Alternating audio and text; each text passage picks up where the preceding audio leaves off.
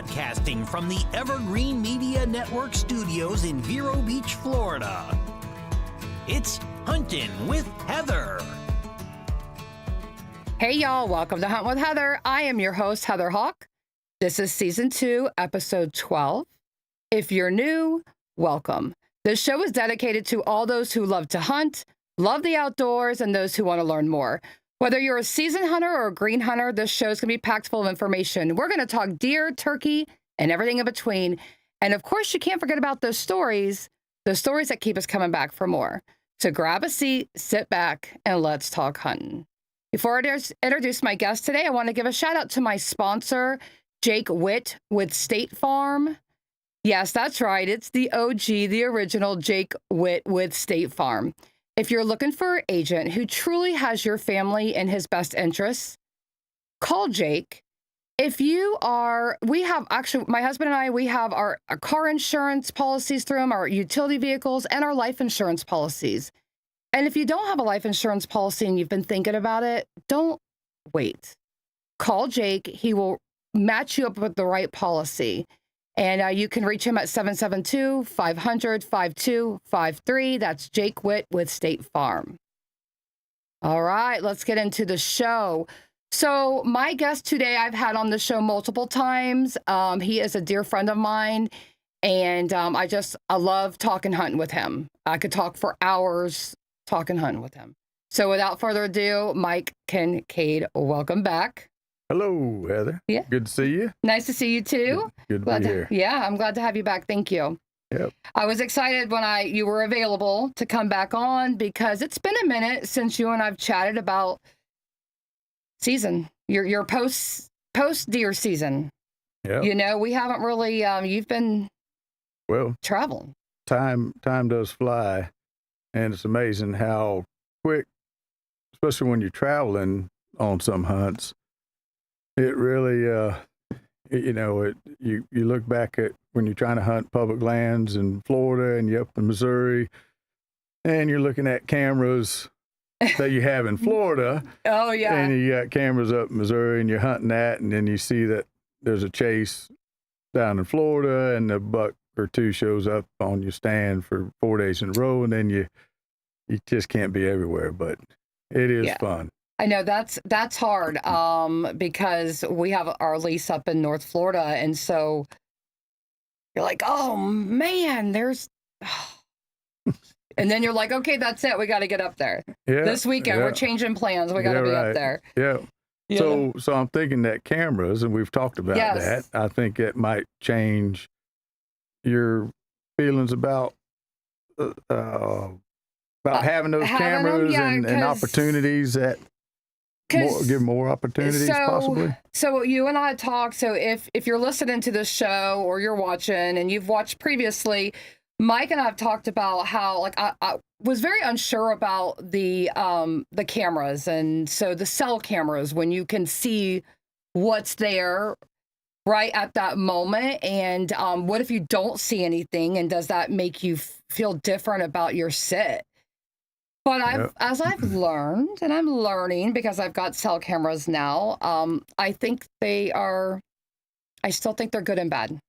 All right. That's how I feel. I mean, I like it's a love-hate relationship with the cell cameras. Well, there can be some, I don't know about conflict, but there can be some, it can deter you, put you in like keep you up in the middle of the night when the camera's going off. But even your husband, my brother John, he sends me pictures more now, which is good, and it is fun. And I do have about a dozen cameras out there, and I still have a couple in Missouri, and so I like the different areas. I have some cameras in North Florida right now on some property. Okay. And I'm going up there, hopefully, Lord willing, this weekend. We have a couple more weeks up there for a hunt. Oh, for deer. For deer. That's right, because they're Zone D, Florida. Correct? Yeah. So they're in the panhandle, closer in the panhandle. What is that, east? west of Tallahassee? Yes. Okay. Yeah.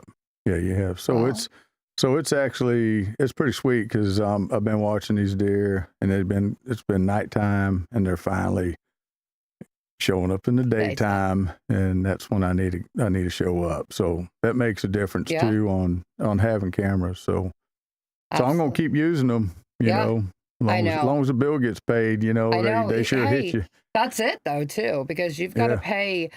I mean, that monthly subscription or yearly, whatever your plan is. Some people spend a lot of money on cell cameras. Yeah, you pretty much have to close your eyes when that bill comes, because it's going to be a priority. I don't know about the house payment, but cameras are that's going to be a priority, as well as hunting. See, you're in the hunting community or this world, you do understand that it definitely is a priority. It's a priority. Well, good. And the weather's supposed to be even cooler up there. We've got this cool front that's coming through, so that will be really nice to get that hunt in. I was in Alabama and North Florida when they had the snow up there. And that was pretty cool, because the last time I remember looking at deer tracks in the snow was when I was 12 years old and lived in Missouri for that year and a half. And first thing, a friend of mine, Daniel, he and I went walking across that 40-acre field, and there was, you start seeing the tracks, and I was pumped up. Now, were you hunting? That was the plan, and we did get on there was a couple ponds, and right off there were ruts later, so we walked up on some scrapes, and I was telling my buddy, back out. I didn't even want to. I was going to go up there and set some feeders, which I've never had done, but I knew I needed some more meat in the freezer. Yeah, and I was gonna go that extra. So how old were you? How old were you? About what age was that? When you were just talking about when up in the snow? In Missouri? Yeah. When I was in Missouri, I was 12, 13 years old. But you had sent me a picture, and right there, yeah. So because you've been hunting for a very long time. So how old were you there? I was 5 years old. And who is that in that picture? That is my dad on the left there, and with the 22 Hornet. He came from Maine, and he even hunted a 22 Hornet up there. And then Jimmy Smith, he's from this area, a friend of my dad's and mine. And he's recently passed. Go see Jesus, praise God. Yes. But I had a good childhood, a great childhood, and my dad would take us. We always hunted barefoot, or we'd have socks on because we didn't slosh, and we walked. We was in the swamp, and we didn't use repellents. And so I was mentioning that my dad just brought me about that.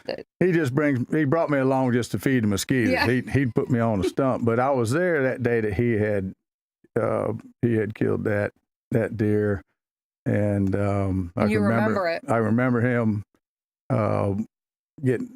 standing beside a tree and propping his gun up, and the deer was across this creek.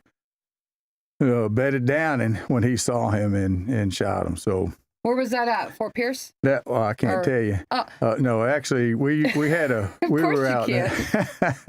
we somewhere had in this property area? Out there near Blue Cypress. Oh, okay, out there. Okay. Yeah, they had Jimmy and my dad had a small piece out there, and so it was quite an experience. Yeah, as a child, and my brother as well. My sister, she's still butthurt about her not getting to go. Oh, yeah. She reminds me. But I said, well, somebody had to stay back and play with the Barbie dolls, sister. I think, and it's changed a lot. Yeah. Since then. I think it was prominently a men's bring your boys. Back, or, right. men, you just right. men hunted or the boys hunted. And, but wow, what a big difference it has changed now. Yeah. Like, oh, yeah. We encourage the girls, get out in the woods. Our granddaughters, we encourage them. Yeah. Get out there in the woods. Yeah. No, I think it's you can do it too. Sure. Yeah. Sure. And it's interesting because I hear some women on these sites like Facebook or whatever, there's different, and they talk about how some men are still very against women hunting. And I'm like, I have never, ever come across, and thank goodness, but I've never come across a man that was like, you shouldn't hunt. It's just for men. I don't know if it's just the people that I associate myself with or, but if anything, they've always been encouraging. Or like, you hunt, fantastic, keep doing it. Right. We need more women like you. You know what I mean? Yeah. So it's just interesting how I don't know where these other women live or who they are around, but I don't know. It's just, I've never had any kickback or anybody saying you shouldn't be hunting. Right. I mean, besides people who don't hunt, you know what I mean? Like that's, but I've never had a man say, no, you shouldn't be hunting. Yeah.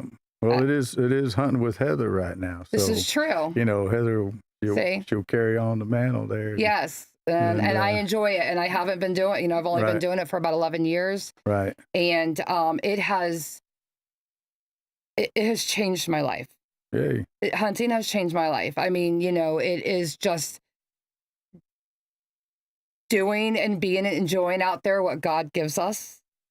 Like it's a whole, I mean, God gives us so much, right, in this world, but this is a whole, like, another realm of his blessings. Yeah, well, Brother John did say that you're on your own this year, so I don't think you have a problem with that. I feel like I am, I better not speak up too much. I feel like I am on my own on a lot of things. I've gotten to that point. I mean, he still definitely helps me in so many ways, right? You know, set up and I listen to him. He says I don't, but I try to listen to his advice, but I've also tried to take what I've learned too and what works for me, because what works for me is different than what works for him as far as, I mean, obviously there's different things like, right, you know, you want to listen to the advice, but the way maybe I sit in a blind or sit in a stand or what I like to shoot compared to what he likes to shoot it's everyone's different. Yeah. In that aspect. So we're going to take a quick break because I want to talk about that shooting and what everyone likes to shoot in their preference. So we'll take a quick break. When we come back with Mike Kincaid, stay tuned. All right.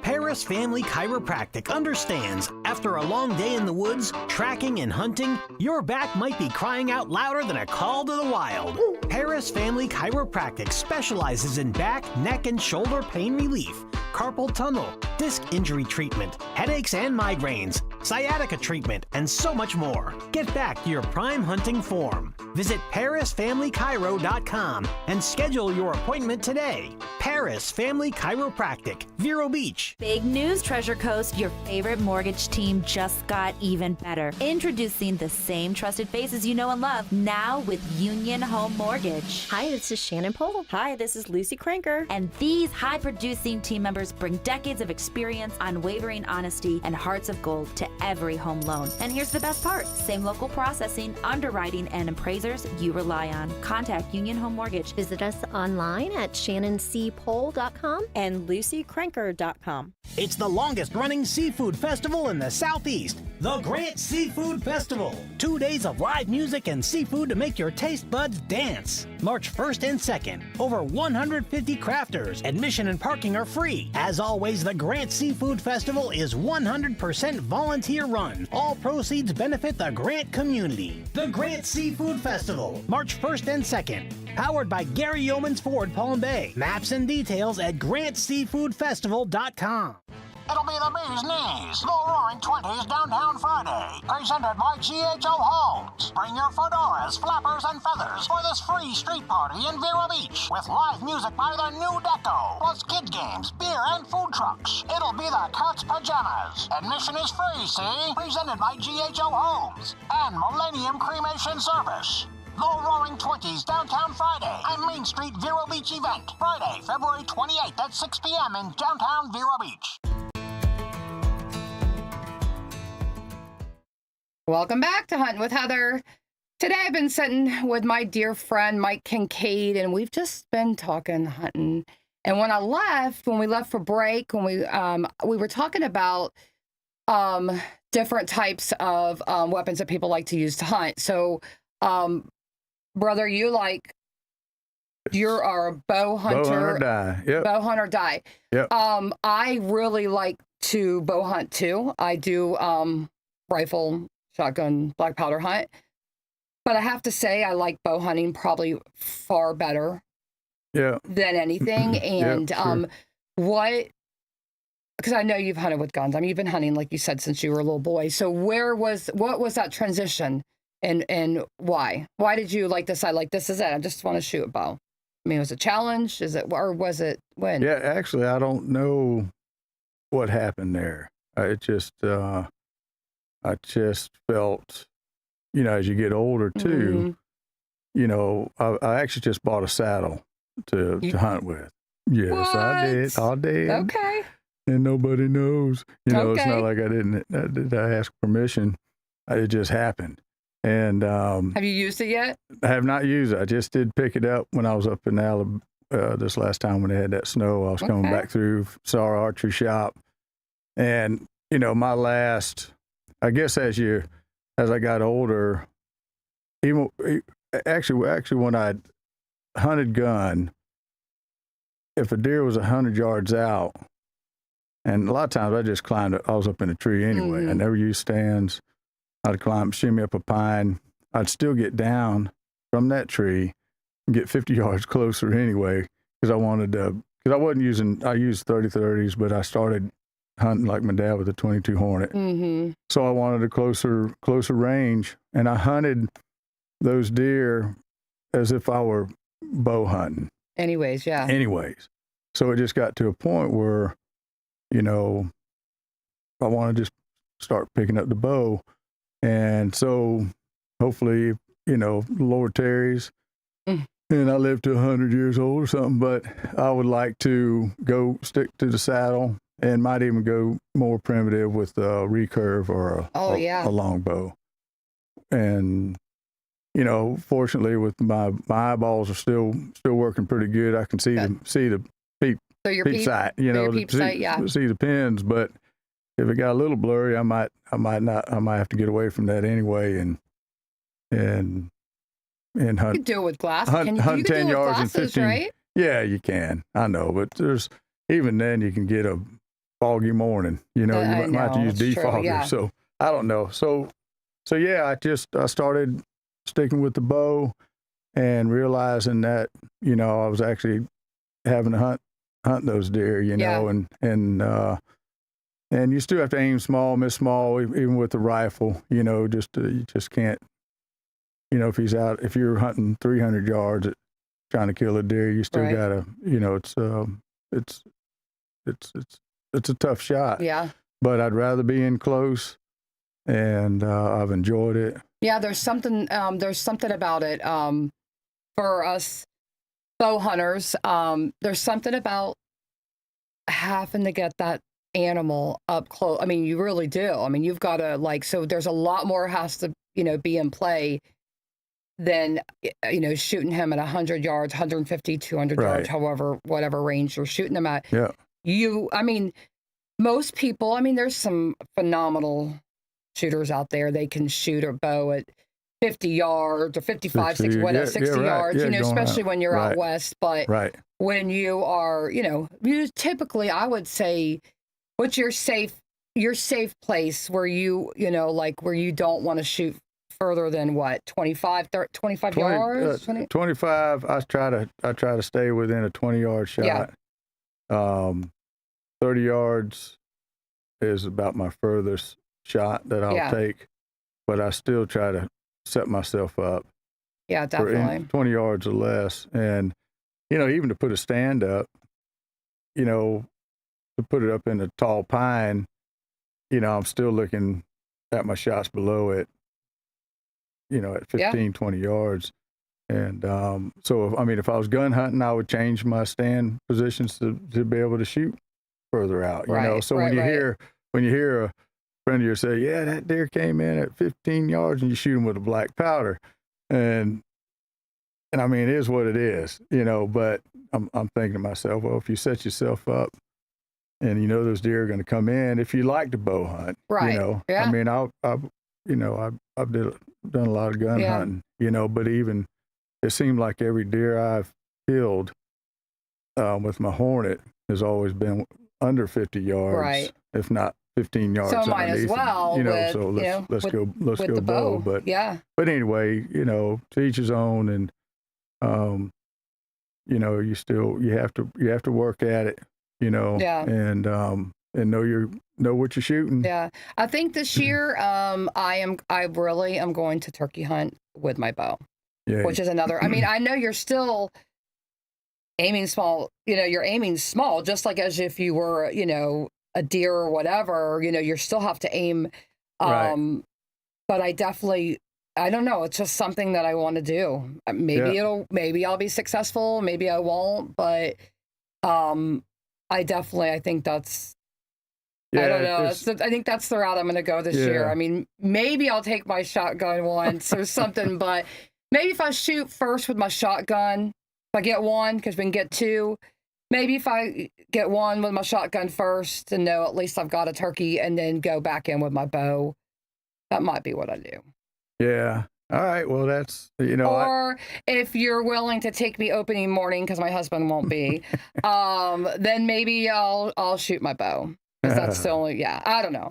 We'll have to talk more about it. Right. And I think too, bow, you know, I think I've mentioned that I've broke probably every rule in the book as far as being unethical, you know, and I'm trying to be a better steward, you know, of what God gives us. Everything, you know, to give respect to that animal too. And so even when I'm in the stand or when I'm in the blind, I'll look up the anatomy of a turkey and, you know, vital shots. So I'm just training my brain to, you know, when that bird does come up. And I've heard, you know, you hit low, you know, to hit low on a turkey, and there is a spot on that bird's wing, and a gold spot, and it's right above about where his thighs are at that you want to take that shot, and it'll break him down. And that the bird I killed last spring, you know, it unfolded just beautifully. You know, but it's not, you know, to be too anxious. You know, you're gonna be very disappointed. You know, it's better not to take that shot. Yeah. Because you'll be kicking your butt, and you know, and those turkeys waiting. can see, and then if you spook them or if you don't get them, and I mean, there's a lot that plays out. Right. And in it, you know what I mean? So not just not wounding them or, you know, or missing and them knowing something's not right here. And also when you're setting up, you know, make sure all your shots, I mean, the littlest twigs, you know, if you're working off a ground blind. For sure, take that especially when you're bow, to clear your lanes, and because the odds are against you, you know, and I've learned to use a mouth call, not actually calling the bird, but being able to yelp at that bird to stop them without a warning. Without scare. Without a warning sound. Right. Which will get his attention long enough to stop him if he's coming off a roost and hitting the ground and walking.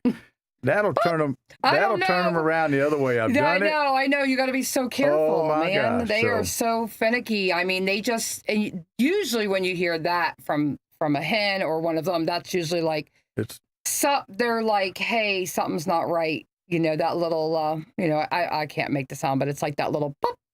Oh, yeah. Well, it's enough. Try that and see what that bird does. No, I mean, that's what they make. And they're like, hey, I know something's not right here. Right. All right. Well, listen, we got to wrap up the show. Yay. So good luck to you this season for turkey season. Yes. And thank you so much for coming on. I appreciate your time and your knowledge. It's a blessing. And yes, I appreciate you. Thank you so much. And to my listeners, thank you guys. And the biggest gift you could give to me or even to our hunting community is share this video with someone that you think would really like it. Share it with a fellow woman hunter, you know, or just anybody that you think that would enjoy this episode. And like and subscribe to all my channels. And I love y'all. Thank you so much. Go get outdoors.